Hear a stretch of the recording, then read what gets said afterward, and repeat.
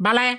مردم. دلیل؟ سوختم. گازوئیلی بودی؟ بله. جوونم بودی یا؟ برو بخش گازوئیلیو. کجاست؟ برو داخل، همه رفیقات همونجا نشستن. ما دیگه جامونی نه دست شما. یعنی یه دونه ایرانی جا نیومد و مرگ طبیعی بمره، یا عرق یا گازوئیلی یا تصادف یا دعوا. به بچه‌ها بگو سر به سر هیتلر ننوسنو بدری در تووا. بله.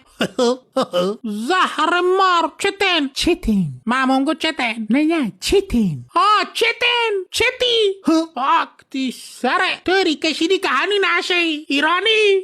یعنی آبری نذاشتیم برا ما. روم نمیشه تو رو خدا نگاه بکنم. گم بزن داخل. میکروب نگاهی بکن. شلوار تو رو پوشیده بدبخت. استفاده. چی بوده دیگه؟ ایرانی راه نده. دیگه چشو کرده؟ تو بهش گازوئیل بار زدن، جهنم خالیت کرده.